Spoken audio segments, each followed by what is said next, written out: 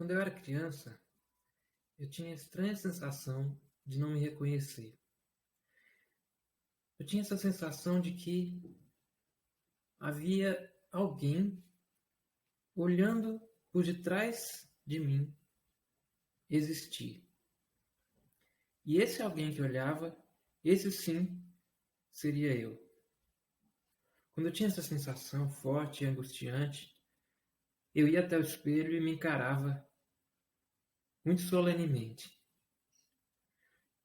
E eu tentava buscar me reencontrar, tentava distinguir a minha existência e por um momento eu continuava descolado de mim, até que finalmente a ilusão retornava e eu conseguia existir sem questionar a minha existência. Essa sensação perdurou e perdura até hoje, embora não tão forte como vocês sabem. As emoções da infância são muito mais fortes e, pelo menos, a nossa lembrança dela, né? Tudo que a gente sente na infância é tão forte.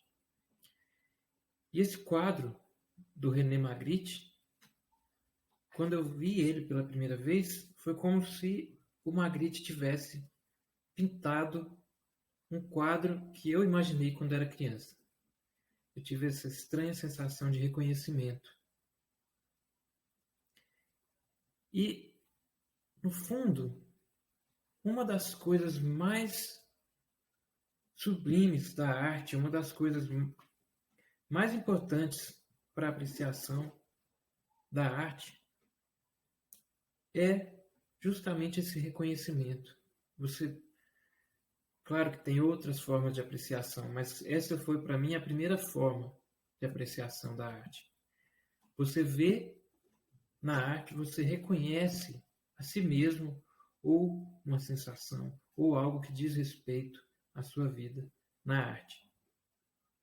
E esse quadro do Magritte me disse respeito imediatamente, como se eu tivesse imaginado e ele tivesse respondendo a mim. Foi muito interessante essa sensação. E a poesia portuguesa teve um efeito muito similar em mim.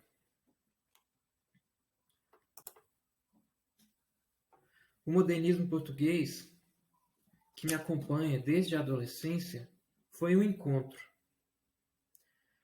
Um encontro de sensações, de conceitos que estavam primitivos em mim e que eu fui desenvolvendo junto com esses autores, que são, à esquerda, Mário de Sá Carneiro e à direita, Fernando Pessoa. Mário de Sá Carneiro morre muito jovem, tira a própria vida, e Fernando Pessoa morre não muito velho, mas chega a desenvolver uma obra muito complexa, com uma constelação de personagens de uma maneira como nenhum outro autor jamais havia feito.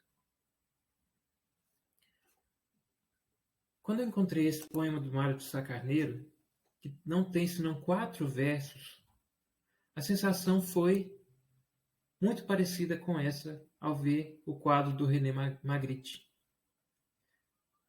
O Mário de Sá Carneiro diz: eu não sou eu, nem sou o outro.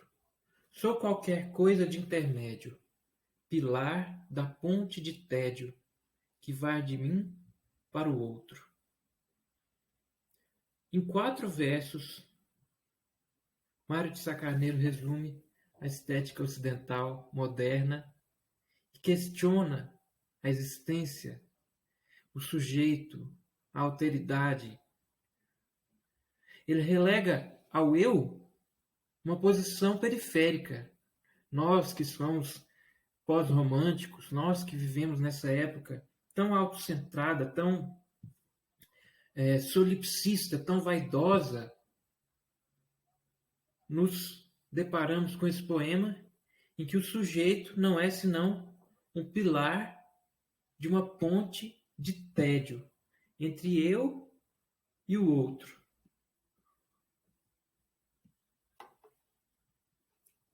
Mário de Sá Carneiro era um grande amigo de Fernando Pessoa. E juntos, eles levaram, em relação ao modernismo brasileiro, que tem uma miríade de autores importantíssimos, muito interessantes, cada um com a sua obra e seu caminho pessoal, o modernismo português, apesar de ter outros autores, majoritariamente formado por esses dois autores, Fernando Pessoa e Mário de Sá Carneiro. O próprio Fernando Pessoa já seria ele mesmo uma miríade, um movimento, ele próprio. Ele criou centenas de autores. Ele era um criador não de personagens, de histórias, mas de autores em si. Então, cada autor tinha a sua respectiva obra, apesar de que nem todos desenvolviam essa obra. 3, principalmente, desenvolveram uma obra mais extensa, a que ele chamou de ficções do interlúdio, que são, a gente vai falar na próxima aula, mas adiantando, são Alberto Caeiro, Ricardo Reis e Álvaro de Campos. E um quarto autor desenvolveu o livro do Desassossego, que é o Bernardo Soares. Bom, e o Álvaro de Campos, um desses mais importantes autores ficcionais criados pelo Fernando Pessoa, diz em um dos seus poemas mais famosos, Lisbon Revisited, o seguinte: ou somos todos os eu que estive aqui ou estiveram, uma série de contas entes ligadas por um fio memória, uma série de sonhos de mim, de alguém, de fora de mim. Então vocês vão ver que essa questão do questionamento do lugar do sujeito, do questionamento da unidade do sujeito, esses vão ser temas primordiais para o modernismo português. Então, enquanto o modernismo brasileiro estava lutando por criar uma poesia autenticamente nacional, uma obra autenticamente brasileira em resposta ao colonialismo, em resposta ao imperialismo que dominava e domina o Brasil, Portugal, como um país periférico de passado imperialista, por sua vez, vai responder ao seu passado, ao seu rico passado poético, e vai criar uma poesia profundamente ligada à estética ocidental. E vai questionar justamente a questão do sujeito e da unidade do sujeito. Então, aí nesse poema do Álvaro de Campos, nós temos o eu como um colar de bolinhas. E cada vez que o Álvaro de Campos era um engenheiro naval, então cada vez que ele voltava para a sua cidade, Lisboa, ele escreveu pelo menos 2 poemas chamados Lisboa Revisitada. Então cada vez que ele ia lá, ele tinha essa sensação de não reconhecimento. Como se cada vez que ele retornasse, ele visse o passado daquele que esteve lá e não se reconhecesse naquele que foi aquela pessoa que esteve lá.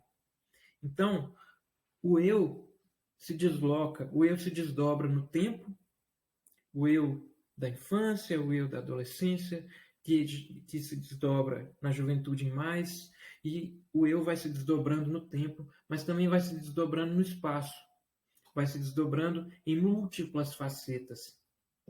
Né? Então, o eu do tempo desse romance também pode se desdobrar no eu contemporâneo, no eu dos personagens que se criam, que respondem uns aos outros.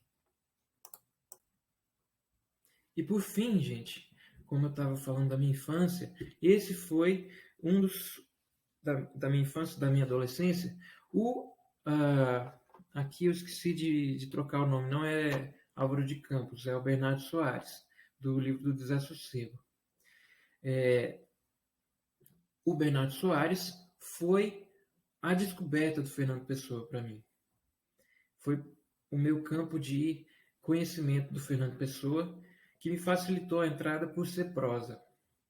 E eu, como um adolescente com ampla angústia existencial, com problemas de vontade, de depressão e tudo isso, me deparei com esse primeiro trecho do livro do Desassossego que diz: considero a vida uma estalagem onde tenho que me demorar até que chegue a diligência do abismo, ou seja, o transporte que leva até o abismo, até a morte. Não sei onde ela me levará, a diligência, porque não sei nada. Poderia considerar essa estalagem uma prisão, porque estou compelido a aguardar nela. Poderia considerá-la um lugar de sociáveis, porque me encontro aqui com os outros. Não sou, porém, nem impaciente, nem comum. Deixo aos que são os que se fecham no quarto, deitados moles na cama, onde esperam sem sono. Deixo ao que fazem os que conversam nas salas, de onde as músicas e as vozes chegam cômodas até mim. Sento-me à porta e embebo meus sonhos e ouvidos nas cores e nos sons da paisagem, e canto lento, para mim só, vagos cantos que compõem enquanto espero.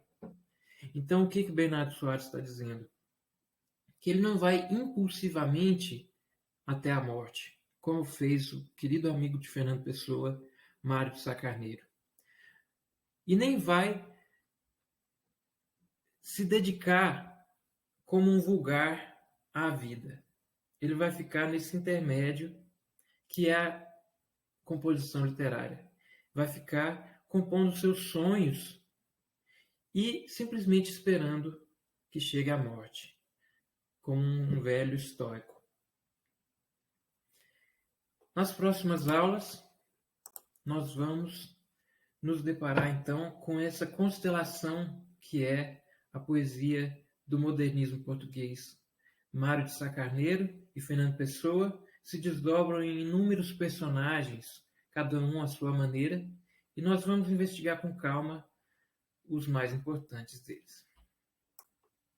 É isso aí, gente. Um abraço e até a próxima.